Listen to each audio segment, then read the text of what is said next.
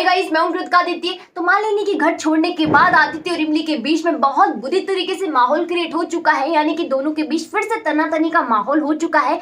अब ये दोनों के बीच में लड़ाइयां जो है वो कब तक आपको दिखाई जाएगी कि इसी तरीके से बनी रहेगी और मालिनी यहाँ पर एक दिन सफल भी हो जाएगी अपने मंसूबों में, या फिर इमली यहाँ नया चाल चलेगी जिसकी वजह से हमेशा के लिए मालिनी की सारी चालें फेल हो जाएगी। क्या कुछ होगा, कब तक होगा और साथ ही में आगे आने वाले दिनों में क्या क्या होने वाला है नया धमाका, इन सभी चीजों की जानकारी मैं आपको दूंगी आज की इस वीडियो में। अगर आपने अभी तक चैनल को सब्सक्राइब नहीं किया फटाफट से जाइए चैनल को सब्सक्राइब कर दीजिए। फिलहाल के लिए बिना किसी देरी के शुरू करते हैं आज की वीडियो। तो आप देखेंगे कि मालिनी यहाँ पर पूरी तरीके से ड्रामा क्रिएट करती है और जाकर भाई साहब घर छोड़ने के बाद अपनी माँ के घर बैठ जाती है, लेकिन ये बताती है सभी को कि वो माँ के घर नहीं गई है, यानी कि अनु के पास नहीं पहुंची है, बल्कि कहाँ चली गई, एक होटल में। और होटल भी भाई साहब इसका नाम नहीं बताया है। आदित्य और इमली के बीच में इस तरीके से मिसअंडरस्टैंडिंग क्रिएट करती है कि दोनों के बीच में फिर से लड़ाई झगड़े वाला माहौल हो जाता है।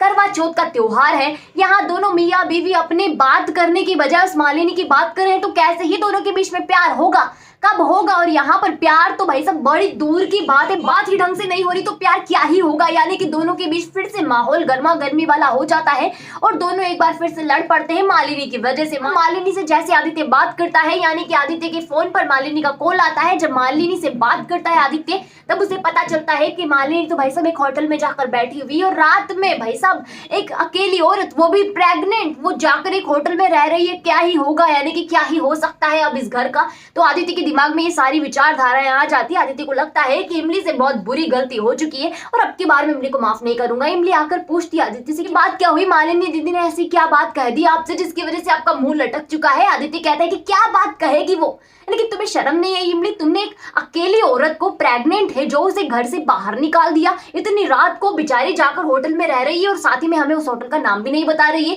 क्योंकि अगर उसने बता दिया तो हम दोनों के बीच में फिर से लड़ाइयां हो जाएगी उसकी वजह से। ऐसा उसे लगता है। तुम्हें क्या हो चुका है इमली, सारी चीजें इमली को बताता है। इमली यहाँ पर सन्न रह जाती है, उसे लगता है कि भाई साहब माहौल बहुत भयंकर तरीके से हो चुका है। वो समझ जाती है कि मालिनी ये सारी चीजें ही तो करना चाहती थी हम दोनों के बीच में और उसने ये सारी चीजें कर दी। अब इमली को समझ में आता है कि मालिनी की असली रणनीति क्या है, उसे किस तरीके से मालिनी से अब निपटना है। लेकिन इस चीज के पहले क्या होता है, आदित्य जाता है भाई साहब मालिनी को ढूंढने, क्योंकि मालिनी को अकेला कैसे ही छोड़ सकता है आदित्य। उसके दिमाग में तो वो सारी चीजें चल रही है ना कि मालिनी इतनी अच्छी है और इमली यहाँ पर उस पर इतना ज्यादा शक किए जा रही है, मैं नहीं छोड़ूंगा इमली को, कुछ भी हो जाए मैं मालिनी को घर वापस लेकर आऊंगा। फिर क्या है, आदित्य चला जाता है मालिनी को घर वापस लाने के लिए और भाई साहब दर बदर भटकता है, यहाँ पर फिरता है, मालिनी को घर लेकर आता है। लेकिन इस सारे माहौल के बीच में कब यहाँ सवेरे से रात हो गई पता ही नहीं चलता, यानी कि इमली का करवा चौथ का व्रत है। यहाँ पर बेचारी सवेरे से आदित्य के लिए भूखी प्यासी बैठी हुई और आदित्य को आने की बजाय वो मालिनी के साथ टाइम स्पेंड कर रहा है। कहने का मतलब यह है कि मालिनी को लेने गया है। अब यहाँ क्या ही इमली कर सकती है, इमली को समझ नहीं आता और उसे लगता है कि आदित्य तो भाई साहब बुरी तरीके से बदल चुका है, मेरा इसका नहीं निभ सकता, मुझे तो यहाँ पर सब कुछ छोड़ना ही होगा। तो इमली पूरी तरीके से हार मान लेती है। लेकिन फाइनली जब मालिनी आती है तब उसे लगता है कि भाई साहब मैं हार नहीं मान सकती, बाबू साहब मेरी जिम्मेदारी है और अपनी जिम्मेदारी को बीच में छोड़कर मैं नहीं जा सकती। अब की बार इमली पूरी तरीके से प्लान बदल देती है और उसके बाद आप देखोगे कि इमली भी भाई साहब मालिनी के हथकंडे आजमा रही है, यानी कि आदित्य को अपनी तरफ करने के लिए पूरी कोशिश कर रही है। इमली यहाँ पर मालिनी के साथ अच्छी तरीके से बातचीत करती है और पूरी तरीके से इमली ऐसा बिहेव करने की कोशिश करती है जैसे कि इमली ने यहाँ पर मालिनी के ऊपर शक करना छोड़ दिया है और मालिनी से वो प्यार करने लगी, अपनी बहन की तरह वो उसे मानने लगी है। ये सारी चीजें मालिनी को पता होता है, इमली को पता होता है, लेकिन अब दोनों के बीच में यहाँ पर छुपा हुआ युद्ध होता है, फिर से वही साइलेंट युद्ध होता है, यानी कि वो सारी राम कहानी जो पहले हुआ करती थी ना वो वापस से दोहराई जा रही है, इतिहास अपने आप को दोहरा रहा है आप कह सकते हो। उसके बाद आप देखोगे कि आदित्य को यहाँ पर भरोसा हो जाता है कि इमली अब धीरे धीरे सुधर रही है। तो फिर क्या है, वो मालिनी के सारे राज, यानी कि मालिनी जो कहती है ना उसे नहीं करता और इमली यहाँ पूरी तरीके से आदित्य पे अपना कब्जा बनाने की कोशिश करती है, क्योंकि वो जानती है कि अगर आदित्य पे कब्जा बना लिया ना तो फिर मालिनी क्या कोई भी आलिनी मालिनी कालिनी कुछ भी नहीं बिगाड़ सकती। यानी कि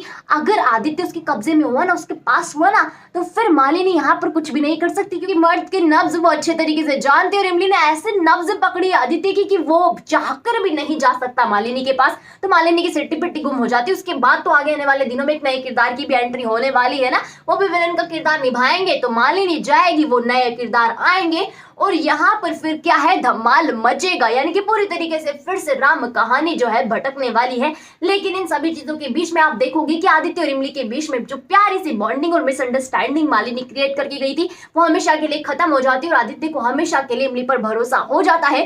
तो आगे आने वाले दिनों में इमली इस तरीके की स्ट्रेटेजी अपनाएगी और आदित्य का फिर से भरोसा पा लेगी, मालिनी को सबकी नजरों में एक्सपोज कर देगी। तो ये सारी चीजें होंगी, लेकिन इसको होने में वक्त लगेगा, तो आपको थोड़ा सा इंतजार करना होगा। हमेशा की तरह जैसे मैं आपसे हर बार कहती हूँ कि इंतजार का फल मीठा होता है, सब्र करो फल अच्छा मिलेगा। कालिनी मालिनी जल्दी ही एक्सपोज हो जाएगी, तो सारी चीजें होंगी। साथ ही आप सभी को धनतेरस की ढेर सारी शुभकामनाएं और मैं चाहती हूँ कि आपकी सारी मनोकामनाएं इस दिवाली पूरी हो जाए, माता रानी आपकी सारी मुरादें सुन ले। तो सारी चीजें अगर आपको अच्छी लगी हो तो वीडियो को लाइक कीजिएगा, शेयर कीजिएगा, कमेंट करके मुझे ये बताइएगा कि आगे आने वाले नए किरदार की एंट्री को लेकर, साथ ही में आदित्य और इमली के बीच प्यार को लेकर आप कितना ज्यादा एक्साइटेड है। आपको आज की वीडियो कैसी लगी ये चीज मुझे कमेंट सेक्शन में कमेंट करके जरूर बताओ। जिन लोगों ने अभी तक चैनल को सब्सक्राइब नहीं किया फटाफट से जाइए चैनल को सब्सक्राइब कर दीजिए, वहीं पास में नोटिफिकेशन के बेल आइकन का बटन दिया है उसे भी प्रेस कर दीजिएगा ताकि जब भी हमारी वीडियो है सबसे पहले आप तक पहुंचे बिना किसी रुकावट के।